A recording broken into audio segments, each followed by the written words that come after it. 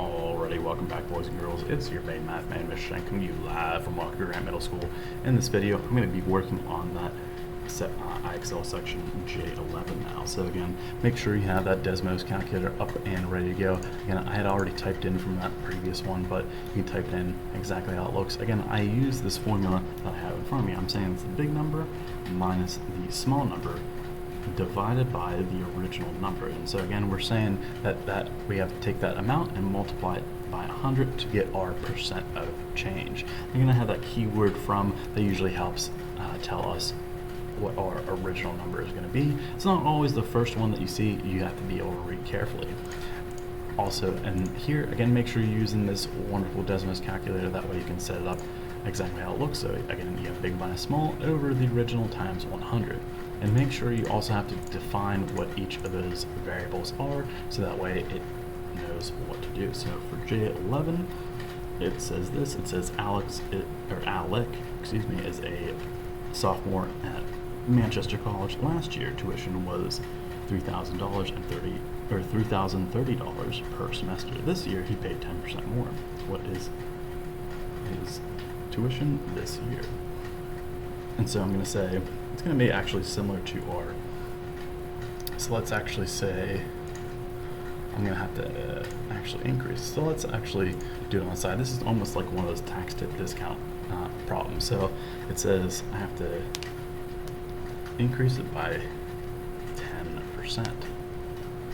So I'm going to say, all right, I take 10% of that $3,030, and I have to add it to the original amount. And so I'm going to say 30 plus my previous amount, and so it's going to be threes across the board. So this year it's going to cost $3,333. Alright, so now this is more kind of what we have. It says at his most recent medical checkup, a boy was 40 inches tall. Currently he is 42 inches tall. What percent taller is the boy now? So again, make sure you're reading carefully. It's saying from 40 to 42. So we're going to use what we had. So I'm going to use my wonderful formula here. I'm going to say my big number is 42, my small number is 40, and that means the original, very carefully, is 40 as well. So we're going to have a 5%. I'm only going to have a 5% change. Excellent. For this next one, it says last year 1,020 athletes finished a marathon in Livingston. This year there were 1,275 athletes finishing. What is the percent of increase in the number of finishers? So again, reading carefully, it's going from that first value to the second value. And so again, out of those two, which one's the biggest? So we have 1,275. My smaller number is that 1,020. And the original number is also that 1,020. And so our percent change is going to be 25%. Moving on, it says Bridget receives a weekly allowance for completing all of her chores during elementary school. Her allowance was $5. These days she receives $7 per week. What is the percent of increase in that allowance? So we have our big number is going to be 7, our small number is going to be 5, and again the original is going to be 5. Again, make sure you're reading carefully on each of those problems. So our percent of change is going to be 40%. Moving on, it says a local gym had 300 members last quarter. This quarter, with a change in its rates, it has 243 members. What is the percent of decrease in the number of members? So we're going to say, all right, set it up the exact same way. So I have my big number is going to be 300. My small number is going to be 243. And the original number is that 300. So we're going to say it's a 19% change. 19% change. Awesome. Last month, a carpenter made 8 tables. This month, she made 50% fewer tables. How many tables did the carpenter make this month? Well, 50% of that is 4. Quick, easy answer. I'm moving on. Last weekend, the movie ticket theater issued 1,000 tickets to comedies. This weekend, it issued 2,000 tickets to comedies. What is the percent of increase in the number of tickets issued? Well, just looking at those values, I know for sure that it is going to be a 100% increase, since it is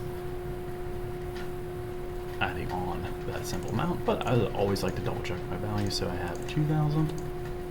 My small number is 1,000. My original number is also 1,000. 1,000, there we go. And so it's 100% increase. Wonderful. Last spring, the drama department at Westminster High School had 30 students audition for the musical. This spring, there are 10% fewer students trying out. How many students are auditioning this spring? So again, this is a little bit different. I'm going to take 10% of that 30, so I say 10% of 30. And so there's going to be 3 less students. So I have to say 30 minus that amount. And so it's only going to be 27 students. I did get it. Excellent. Norwood had that many residents at the time of founding, and currently it has that amount. What is the percent of increase in Norwood's residents? So let's have, big number is 78. And then I have 672, and then I have the small number as 71,520. My original number is that small number, and so it's only a 10% change.